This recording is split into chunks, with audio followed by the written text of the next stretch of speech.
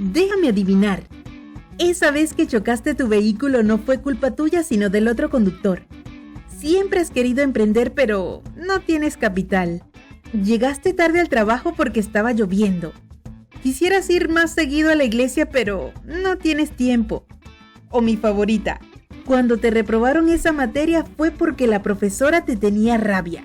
Si te identificas con alguno de estos pretextos, es porque definitivamente sufres de excusitis. ¿Conoces este término? La excusitis es considerada la enfermedad del pensamiento, en la que una persona se libra de sus responsabilidades con tan solo crear el pretexto perfecto que le saque de un aprieto. El problema es que, como todo mal hábito, se instala en nuestra mente y la estrecha hasta el punto en el que resulta inconcebible tomar una decisión diferente a la de excusarse por todo.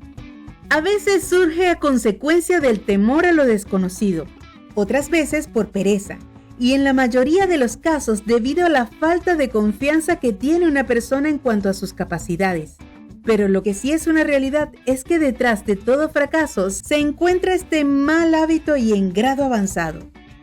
Cuando una persona padece excusitis crónica, suele usar sus excusas como escudo para defenderse de casi cualquier insinuación, o en ocasiones para reconfortar su ego herido, mediante una explicación que no le haga ver ante los demás como un incapaz cuando no logra conseguir algo.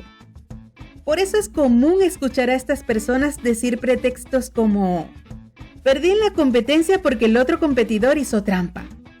O estuve a punto de obtener el ascenso, pero se lo dieron a Lucía solo porque, claro, ella usa faldas cortas y es más coqueta que yo.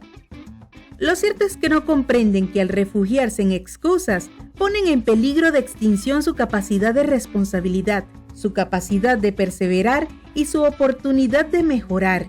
Y sí, es justo allí cuando comienzan a sentirse cómodos en medio de la mediocridad. Ahora, si somos conscientes de que las excusas no son buenas, te preguntarás por qué tenemos la tendencia a recurrir a ellas. Trataré de explicártelo con un ejemplo. Imagina, vendes postres. La semana pasada un cliente te hizo un pedido que debía ser entregado el día de hoy, pero lo olvidaste por completo. El cliente te escribe para preguntarte a qué hora puede pasar por su pastel. Y apenas en ese momento es que recuerdas ese pedido. Seguramente tu piel se va a palidecer. Sentirás tus orejas calientes y comenzarás a temblar. Pero, ¿qué harías? Opción 1. Recurrir al valor de la honestidad y decirle con mucha vergüenza que se te pasó por alto hacer su pastel, pero que ya mismo te pondrás en ello y que si te da unas horas más de plazo lo tendrás listo. Pero claro, hacer esto es vergonzoso. Te haría ver como una persona irresponsable, olvidadiza, poco ética, y el cliente quizá no volverá a contratarte. Tal vez le cuente a otros sobre su mala experiencia contigo. Opción 2. Generalmente es el modo fácil para librarte de este embrollo. Y allí es donde recurres a alguna excusa que te ayude a ganar algo de tiempo, como que te surgió una emergencia familiar, o que el pastel estaba listo pero que se cayó y se estropeó, o lo que sea que tengas que inventar para que te gane su compasión y te dé alguna prórroga para corregir tu error. La mayoría de las personas recurren a esta opción, así que no te sientas culpable si te inclinas más por ella. El problema es que si sales bien librado en esta ocasión, no sentirás la necesidad de corregir tus errores. Por el contrario, podrías convertir a las excusas en tu modo de operar y dedicarte a repartir excusas a todos, tanto en tu vida amorosa, laboral, estudiantil o en cualquier aspecto que se te ocurra. Las personas que suelen dar excusas se clasifican en 3 tipos. Número 1. Los que culpan a otros. Dentro de este grupo encontrarás a los que no asumen su responsabilidad ante un fracaso. Son los que generalmente dicen: me divorcié porque mi pareja era tóxica. Me botaron del trabajo porque no le agradaba a mi jefe. Discutimos porque él o ella comenzó. Soy pobre porque el gobierno no funciona. Número 2. Los que jamás se sienten preparados. Hay quienes dudan de sus capacidades para realizar un trabajo o desenvolverse en una actividad, por lo que tienden a escudarse con excusas como no tengo tiempo, no es mi especialidad, quisiera pero no puedo, o ya no soy tan joven. También están quienes crean una justificación para cada situación, o viceversa.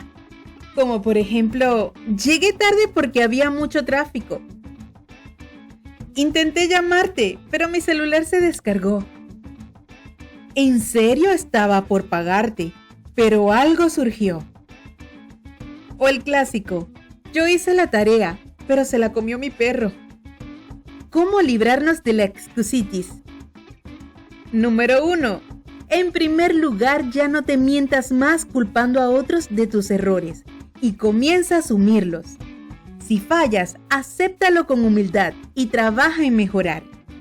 Número 2. Desarrolla la valentía de enfrentar tus responsabilidades ante los demás.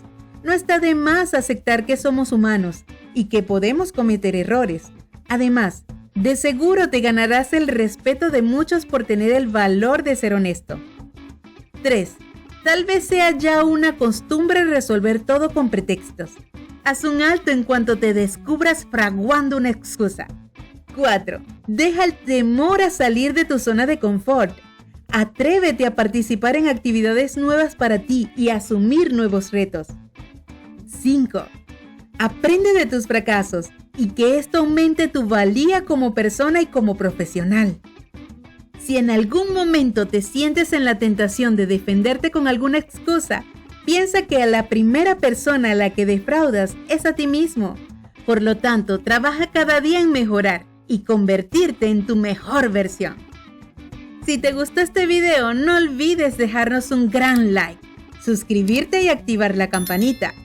Yo soy Cher y recuerda, a los más valiosos les espera mucha abundancia. Y tú eres una persona muy valiosa. Así que, ámate y crece.